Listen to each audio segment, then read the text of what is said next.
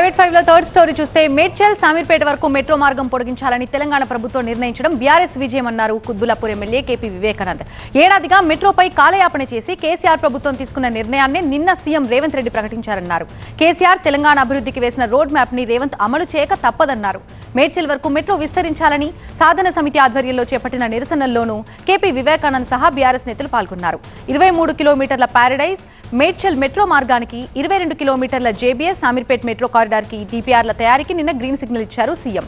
వెంటనే డీపీఆర్లు రెడీ చేసి metro rail phase 2B భాగంగా కేంద్ర ప్రభుత్వ అనుమతికి పంపాలని హైదరాబాద్ మెట్రో ఎండీ ఎన్వీఎస్ రెడ్డిని ఆదేశించారు సీఎం. ఈ అంశంపై స్పందించిన బీఆర్ఎస్ ఇది తమ విజయమని ప్రకటించింది.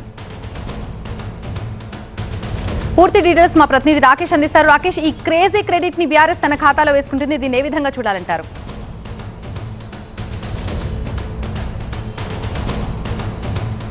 బీఆర్ఎస్ క్రెడిట్ మాకు కావాలని చెప్పడంలో కొంత అర్థం కనిపిస్తుంది. ఎందుకంటే మీకు తెలుసా, మెకాడమియా నట్స్ ని పండిస్తూ సంవత్సరానికి 20 లక్షలు సంపాదించవచ్చు. అది ఎలాగో మీరు నేర్చుకుందాం అనుకుంటున్నారా? అయితే ఫ్రీడమ్ యాప్ ని డౌన్లోడ్ చేసుకోండి.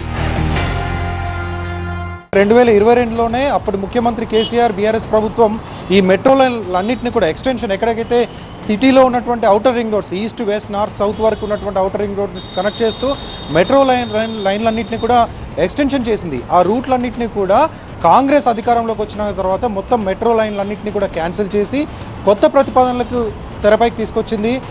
కొత్త లైన్లు ఏర్పాటు చేస్తామని చెప్పింది. కానీ నార్త్ రూట్గా పోరాటం జరుగుతుంది. ఎందుకంటే జూబ్లీ బస్ స్టేషన్ నుంచి మొదలు పెడితే హైవే వేయడానికి అవకాశం లేదు. ఎలివేటెడ్ కారిడార్ అంటూ ప్రభుత్వం ప్రకటించిన ఏడాది అయినప్పటికీ ఇప్పటికీ అక్కడ ఎలాంటి పని జరగలేదు. మెట్రో ఒకటే మార్గం అప్పటి బీఆర్ఎస్ ప్రభుత్వం భావించింది. అందుకోసమే 2022లోనే దీన్ని ప్రకటించింది. ప్రభుత్వం వచ్చిన తర్వాత కేసీఆర్ ఆనవాళ్లు లేకుండా చేయాలని ఆ ప్రాజెక్టులన్నింటినీ క్యాన్సిల్ చేశారు. వేల కోట్ల హైదరాబాద్ అభివృద్ధికి సంబంధించినటువంటి ప్రాజెక్టులన్నింటినీ కూడా ఆ ప్రతిపాదనలు ప్రణాళికలన్నింటినీ కూడా ఇప్పుడు కాంగ్రెస్ ప్రభుత్వం క్యాన్సిల్ చేసిందంటూ బీఆర్ఎస్ చెప్తుంది. చివరికి మళ్ళీ బీఆర్ఎస్ చేపట్టినటువంటి అప్పటి ప్రాజెక్టుని బీఆర్ఎస్ చేసినటువంటి ప్లానింగ్ నే మళ్ళీ తెరపైకి తీసుకొచ్చింది. ఖచ్చితంగా ఇది బీఆర్ఎస్ విజయం అని చెప్తా ఉన్నారు. ఈ సంవత్సరం క్రితం శంకుస్థాపన చేసినటువంటి ఎలివేటెడ్ కారిడార్ ఎప్పుడు పూర్తి చేశారు? ఇప్పుడు ప్రకటించినటువంటి మెట్రో ఎక్స్టెన్షన్ ఎప్పుడు నార్త్ రూట్ ఎప్పుడు పూర్తి చేశారు? కేంద్ర ప్రభుత్వానికి డీపీఆర్ పంపాలని చెప్తున్నారు. కేంద్ర ప్రభుత్వం నిధులు ఇవ్వకుండా కంప్లీట్ చేయాలి. ఎందుకంటే హైదరాబాద్ కి సంబంధించి స్ట్రాటజిక్ రోడ్ డెవలప్మెంట్ ప్రాజెక్ట్స్ కానీ స్ట్రాటజిక్ నాలా డెవలప్మెంట్ ప్రాజెక్ట్స్ కానీ ఇవన్నీ కూడా కేంద్ర ప్రభుత్వం సహకారం లేకుండానే కేంద్ర ప్రభుత్వం సహకారం లేకుండానే బీఆర్ఎస్ ప్రభుత్వం అప్పుడు పూర్తి చేసింది.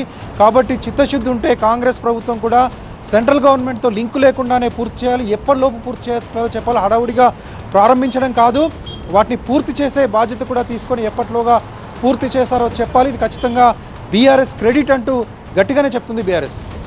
Right, thank you.